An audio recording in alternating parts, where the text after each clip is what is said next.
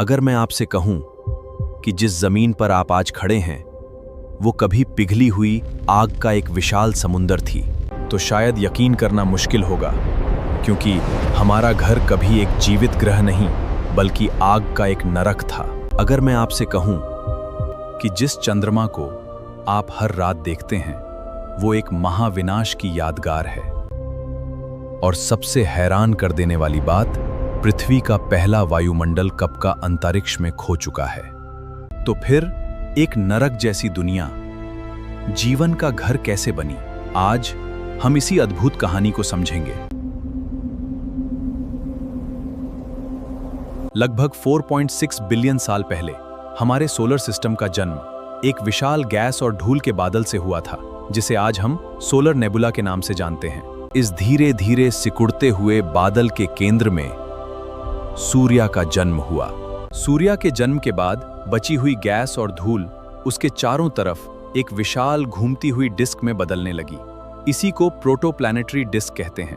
इस घूमती हुई डिस्क में धूल और छोटे पत्थर बार बार टकराने लगे और धीरे धीरे एक दूसरे से जुड़ने लगे।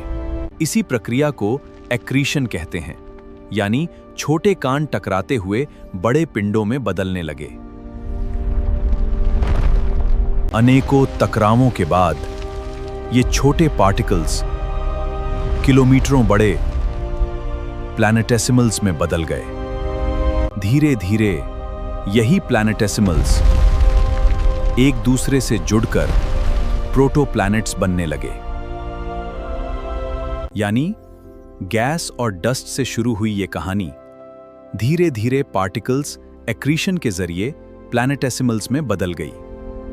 यही प्लैनेटेसिमल्स बार बार टकराते रहें और प्रोटोप्लैनेट्स बने। आखिरकार इन्हीं से ग्रहों का जन्म हुआ। हमारी पृथ्वी भी इसी प्रक्रिया का परिणाम थी।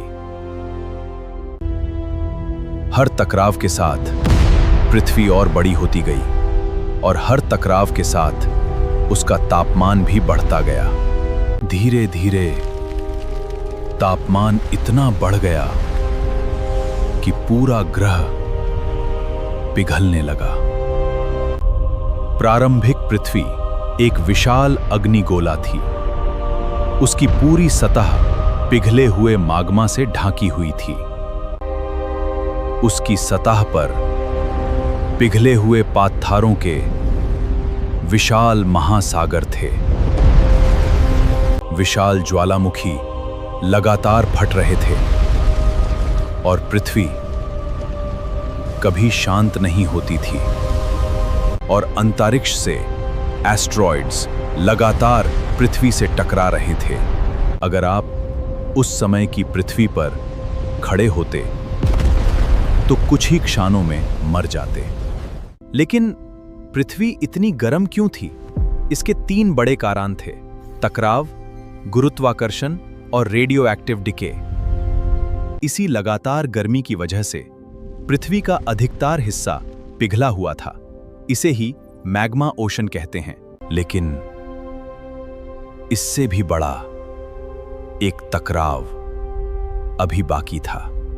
एक दिन मंगल के साइज की एक विशाल वस्तु, जिसे हम थेया कहते हैं, धीरे धीरे वो पृथ्वी की ओर बढ़ने लगी और फिर दोनों ग्रह बहुत करीब आ गए। थेया पृथ्वी से टकरा गई। सब कुछ बदल गया। यह टकराव इतना शक्तिशाली था कि पृथ्वी का एक बड़ा हिस्सा अंतरिक्ष में बिखर गया। लेकिन कहानी यहीं समाप्त नहीं हुई।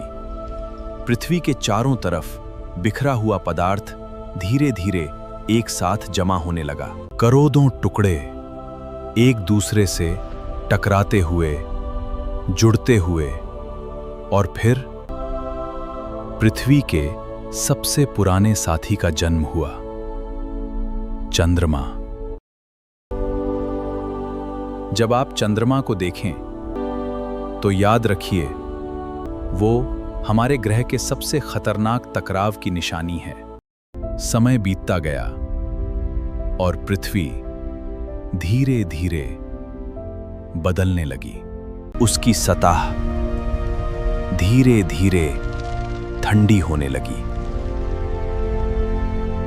पिघले हुए पत्थर धीरे धीरे जामने लगे और इसी तरह पृथ्वी की पहली मजबूत भूपरत बनी। लेकिन पृथ्वी अभी भी शांत नहीं हुई थी। विशाल ज्वालामुखी लगातार गैसें उगल रहे थे। धीरे धीरे इन गैसेस ने पृथ्वी के चारों तरफ पहला वायुमंडल बनाना शुरू किया। लेकिन ये आज जैसा वायुमंडल नहीं था। इसमें सांस लेने लायक ऑक्सीजन लगभग नहीं थी। लेकिन ये एक महत्वपूर्ण शुरुआत थी। अब पृथ्वी के पास अपना पहला सुरक्षा कवच था। लेकिन एक और बदलाव अभी बाकी था। जैसे जैसे पृथ्वी ठंडी होती गई, वायुमंडल में मौजूद जलवाष्प संघनित होने लगी और बादल बन गए। और फिर बारिश शुरू हुई। लाखों सालों तक बारिश होती रही। ये आज जैसी नहीं थी, ये अधिक अम्लीय थी। पानी निचले इलाकों में जमा होने लगा। और फिर पृथ्वी पर ओशन का जन्म हुआ। पर वो सब मौजूद था जिसकी जरूरत जीवन के लिए थी। एक मजबूत सतह, वायुमंडल, पानी और सूर्य से ऊर्जा। पृथ्वी धीरे धीरे बदल रही थी, एक नरक जैसी दुनिया से एक ऐसी दुनिया में जहां जीवन संभव हो सकता था। अनेकों सालों की उठल पुठाल के बाद पहली बार ये ग्रह जीवन के लिए तैयार था। लेकिन सबसे बड़ा सवाल अभी भी बाकी है। निर्जीव पदार्थ से पहला जीव कैसे बना?